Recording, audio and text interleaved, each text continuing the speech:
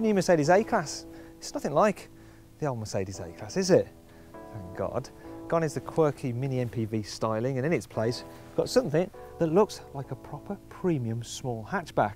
In fact, as far as I'm concerned, it's the most premium looking small hatchback, but don't take my word for it. Why don't you have a look around it while we play some music?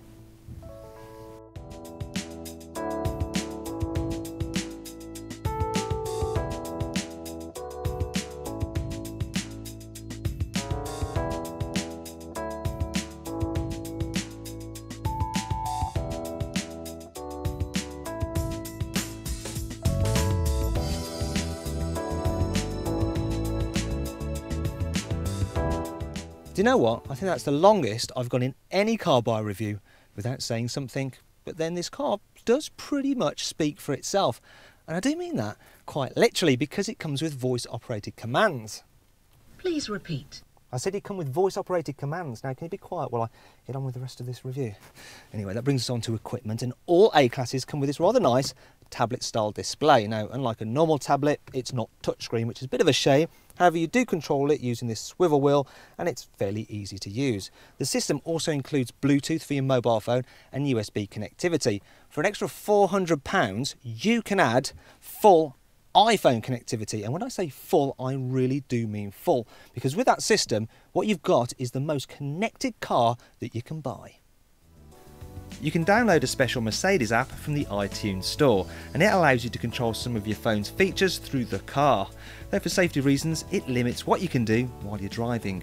The program also includes internet radio and sat-nav with Europe-wide mapping. This means you don't have to spend £2,100 on the Mercedes command navigation system. My favourite thing about the app is that it allows you to keep abreast of what's happening in the social network. So I've got my Twitter account connected to the car now, and I can look at some of the tweets from the people I'm following. And it'll even read out their tweets for me if I want it to.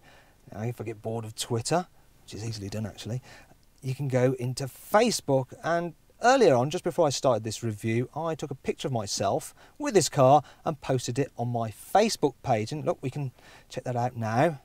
There we go, me and the A-Class, very nice. And along with the picture, I asked people to give me their comments on what they think of this new A-Class. And, well, we'll come back to that later in the review and see what they said about this car.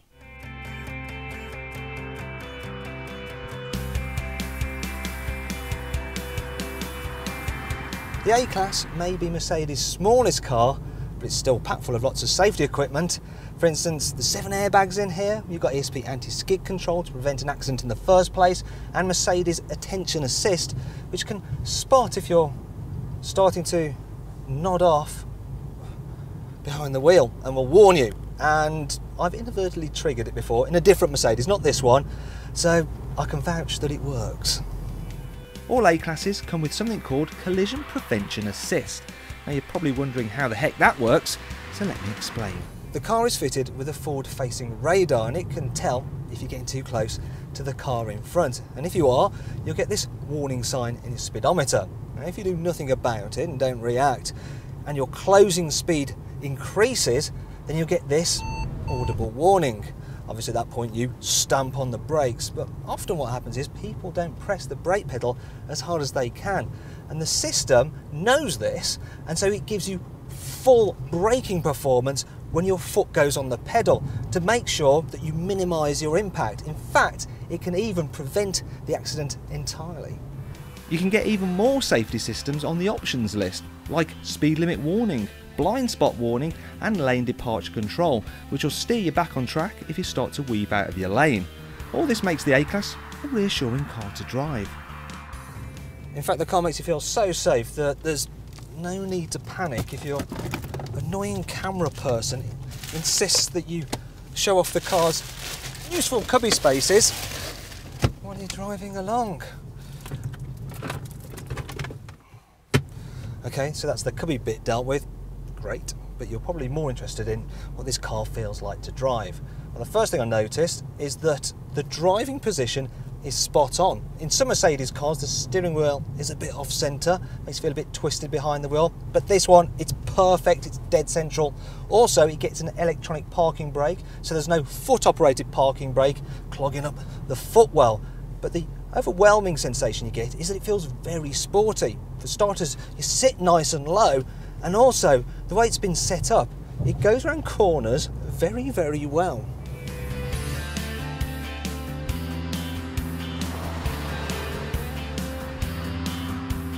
So then, what about the engines? Well, the good news is they're all pretty impressive actually. You can get a diesel which will return 74 miles per gallon, and it emits under 100 grams per kilometre of carbon dioxide, so it's free from road tax. In fact, it's the first Mercedes that emits under 100 grams per kilometre. This car though, it's the A250 AMG Sport, and it has a 2-litre turbo petrol engine which is good for 0 to 60 in under 7 seconds. However, that brings me on to this car's downsides, because the AMG Sport versions feature lowered stiffened suspension, and the ride on them is just so jarring that there's no way any improvement in handling is worth the trade-off in comfort. And anyway, this car isn't as much fun to drive as a rear-wheel drive BMW 1 Series, especially as the steering, well, it's just not as sharp as the BMWs. And I'd also avoid the 7-speed automatic gearbox, because it can be a little bit slow to respond at times, and it's not as good as the automatic gearbox you get in the Audi A3. Sorry Mercedes, but it's just not.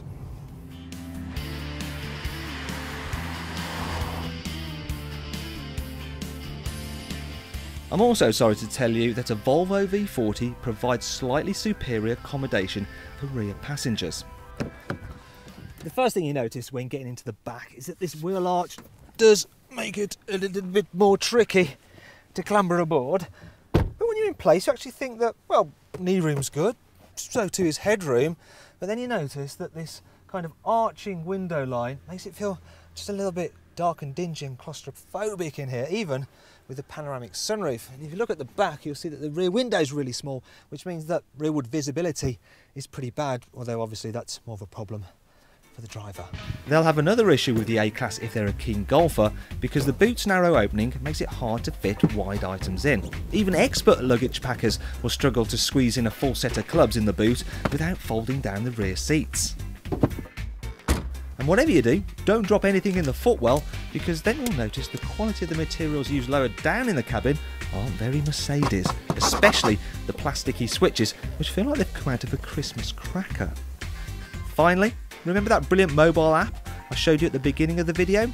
Well, it's not available for Android phones, only Apple ones. Speaking of which, let's log back onto Facebook to see if anyone responded to my message. There's been 193 likes and 114 comments, so it shows this car is raising quite a bit of interest, and let's see what some of these people have said. Well, Shane Pegus says, "Whoa, looks sexy." I think he's talking about the car, not me in that picture. Anyway, let's try somebody else. So, let's have a look who we got. Let's try Zane Khan.